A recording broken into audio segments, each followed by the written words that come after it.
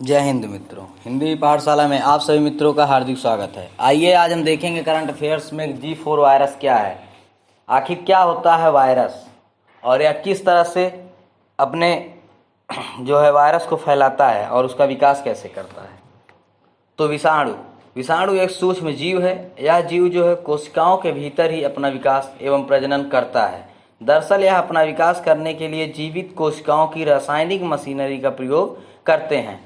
तो यहाँ पर जो आप देख रहे हैं जीवित कोशिकाओं, यानी कि यह जो है किसी सजीव व्यक्ति के अंदर ही अपना विकास कर सकता है और इसका विकास जो है उसके अंदर ही संभव हो पाता है। यह अगर किसी जीवित कोशिका को नहीं पाता है तो यह इसका जो विकास है वह रुक जाता है और यह खत्म हो जाता है। जिस तरह हमारे शरीर की कोशिकाएं अपनी संख्या में वृद्धि करती हैं, इसी प्रकार यह विषाणु अपना विकास कर शरीर में अपना घातक प्रभाव उत्पन्न करते हैं। वायरस भी जो होता है वह दो प्रकार का होता है, डीएनए एवं आरएनए। तो इसी आरएनए वायरस का एक प्रकार इन्फ्लुएंजा वायरस, आपने यहाँ देखा इन्फ्लू मतलब फ्लू नामक वायरस, जैसे स्वाइन फ्लू। अभी हाल ही में आपने देखा था कि हमारे यहाँ स्वाइन फ्लू भी एक महामारी के रूप धारण कर लिया था, जिससे अत्यधिक लोग प्रभावित थे। तो यह स्वाइन फ्लू जो है वह इन्फ्लुएंजा वायरस होता है। इन्फ्लुएंजा जो है वह स्लेशियम ज्वर कुछ विशेष प्रकार के वायरस से होने के संक्रामक रोग हैं। इसमें जो है इसके लक्षण जो हैं वह बुखार, शारीरिक दुर्बलता एवं फेफड़ों से संबंधित बीमारी के लक्षण सामान्यतः देखे जाते हैं। इन इन्फ्लुएंजा विषाणु 3 वर्गों में विभाजित किए जाते हैं, जिसमें इन्फ्लुएंजा विषाणु ए, इन्फ्लुएंजा विषाणु बी और इन्फ्लुएंजा विषाणु सी। तो आप देखेंगे कि इन्फ्लुएंजा विषाणु ए क्या है। तो आपको बता दें कि इन्फ्लुएंजा विषाणु ए यह एक संक्रामक बीमारी जिसमें धारक वाहक जंगलीय पशु पक्षी होते हैं। तो यहाँ पर जो धारक होता है वह कौन होता है? जंगलीय पशु और पक्षी। और मानव में संचारित होने पर यह काफ़ी घातक सिद्ध होते हैं।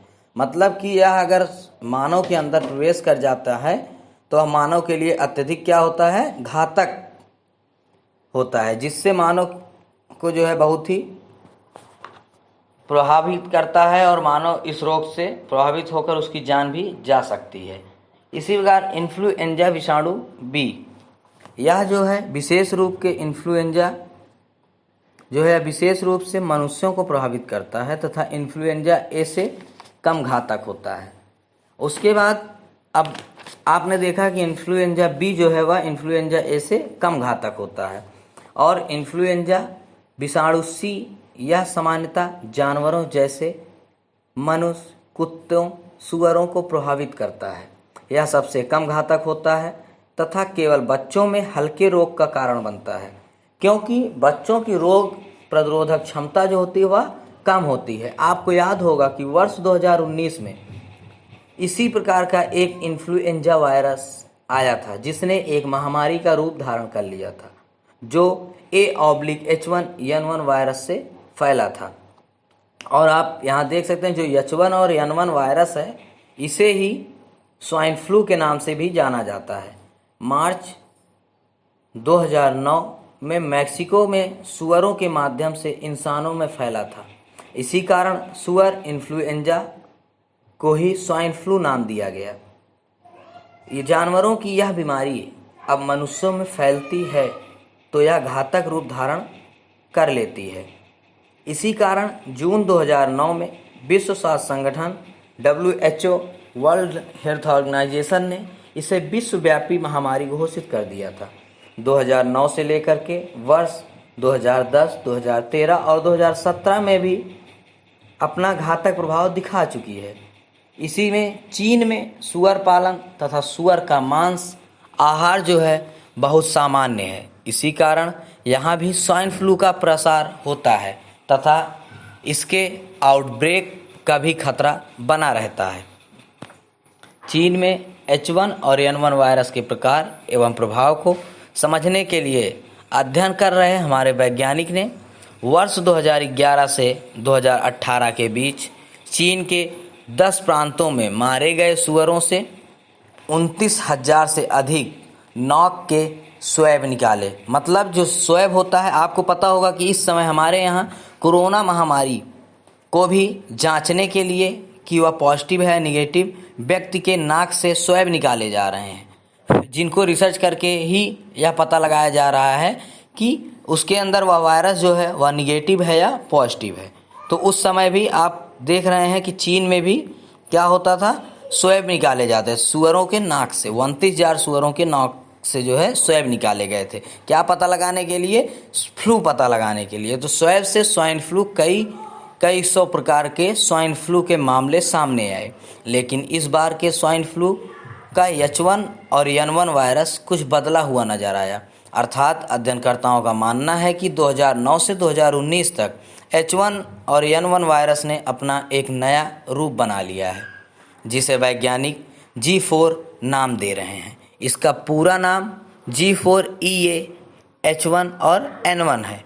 सोमवार को अमेरिकी विज्ञान पत्रिका, जो वहाँ की विज्ञान पत्रिका है, उसमें proceedings of national academy of sciences में प्रकाशित रिपोर्ट में G4 वायरस के आउटब्रेक को रोकने की बात की गई है।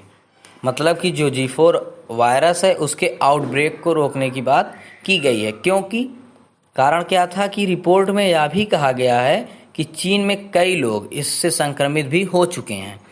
यह इंसानों में भी फैलने की क्षमता विकसित कर सकता है। दरअसल G4 वायरस वर्ष 2016 से ही सुअरों में पाया जाता है, लेकिन अब इंसानों में भी फैल रहा है। इससे प्रभावित लोगों में बुखार, खांसी, दर्द, जुखाम, छींक आना, जॉइंट पेन, आँखों में जलन, गला सूखना आदि के लक्षण देखे जा रहे हैं। और आप इस समय भी यह भी देखे होंगे कि हमारा जो कोरोना नामक वायरस है, इसको भी या जिस व्यक्ति के अंदर प्रभावित करता है जिसको, उसके भी जो लक्षण हैं वह कुछ ऐसे ही हैं, जिसमें बुखार, खांसी, सिर दर्द, जुकाम, छींक आना, जॉइंट पेन, आँखों में जलन, गला सूखना आदि के लक्षण भी इस वायरस में देखे जा रहे हैं। तो ऐसा माना जाता है कि यह जो वायरस है स्वाइन फ्लू की तरह ही वायरस है। कई रिपोर्ट में यह भी कहा गया है कि यह यदि फैलता है तो यह भीषण संक्रामक बीमारी का रूप भी ले सकता है। इसकी अभी तक कोई दवा नहीं है। इस कारण यह यदि इंसानों में फैलता है तो एक नई महामारी का रूप धारण कर सकता है। तो आपने देखा कि किस प्रकार यह अगर इंसानों में फैलता है तो नई महामारी, अभी तो कोविड-19 से ही पूरा विश्व प्रभावित है, लेकिन यह वायरस भी अपने कोविड-19 महामारी से कम नहीं होगा अगर यह इंसानों में फैलना शुरू हो जाता है। तो चूँकि इसका जो स्वरूप है वह H1N1 से थोड़ा अलग है, इसलिए H1 और N1 की दवाई इस पर असर ही नहीं कर रही है। यदि इसे समय रहते नहीं रोका गया तो यह अपने रूप को परिवर्तित कर इंसानों से इंसानों के बीच फैलने लगेगा, जिसमें जो है शोधकर्ताओं का मानना है कि सुअरों के साथ काम करने वाले सभी लोगों पर नज़र रखने के साथ उनके अंदर आ रहे बदलाव को समझने की ज़रूरत है। इसमें यह देखा गया है कि यह सांस नली के माध्यम से अंदर पहुंचकर अपनी संख्या को बढ़ा सकता है। और आपने यहाँ देखा कि कोरोना वायरस में भी सांस नली के जरिए ही वह वायरस व्यक्ति के अंदर प्रवेश कर रहा है, जिसके कारण हमें मास्क लगाने के लिए बार बार बोला जा रहा है कि अगर हम लोग मास्क लगाएंगे तो उससे क्या होगा कि वायरस अंदर प्रवेश नहीं कर पाएगा। इसीलिए सैनिटाइजर का प्रयोग भी करने के लिए हमारी सरकार जोर दे रही है, क्योंकि हम अक्सर किसी भी चीज़ को हाथ से ही छूते हैं, स्पर्श करते हैं, और वह वायरस अगर हमारे हाथों में भी चिपका रहा तो क्या होगा कि हम उसको जब साधारण तरीके से हाथ को धुलते हैं तो वह वायरस खत्म नहीं होता है, और हम उससे अगर किसी भी चीज़ को अपने आहार के रूप में ले रहे हैं तो उसी आहार के जरिए वह वायरस हमारे अंदर प्रवेश कर जाएगा, जिससे कि हमारे अंदर वह प्रवेश करने के पश्चात वह अपना विकास करना प्रारंभ कर देगा और हमारी मृत्यु भी हो सकती है। और लेकिन अगर हम सैनिटाइजर से अपने हाथ को धोते हैं तो उसमें केमिकल के जरिए वह वायरस क्या होगा, वह समाप्त हो जाएगा, जिससे वह हमारे अंदर प्रवेश नहीं कर पाएगा। अगर वह वायरस किसी सजीव व्यक्ति के अंदर प्रवेश नहीं कर पाता है तो वह अपना विकास नहीं करने में सक्षम नहीं होगा, जिससे उसकी मृत्यु हो जाएगी और वह जो है खत्म हो जाएगा। तो आप लोगों ने यहाँ पर देखा हाल ही में G4 वायरस जो कि बहुत ही चर्चा में है। तो वायरस क्या होता है और G4 वायरस क्या है और यह जो कोविड-19 महामारी मतलब कोरोना वायरस है, यह जो है उससे क्या संबंध रखता है। तो आप लोगों ने देखा कि वायरस जो होते हैं सभी एक समान तरीके से होते हैं, लेकिन सबकी क्षमताएं अलग अलग होती हैं। तो धन्यवाद। अगर आपको हमारा यह वीडियो अच्छा लगता है तो आप लोग हमारे इस चैनल को सब्सक्राइब करें एवं बेल आइकन दबाना न भूलें, जिससे कि आने वाली हमारी सभी करंट अफेयर्स से संबंधित वीडियो आप तक आसानी से पहुंचती रहें। धन्यवाद।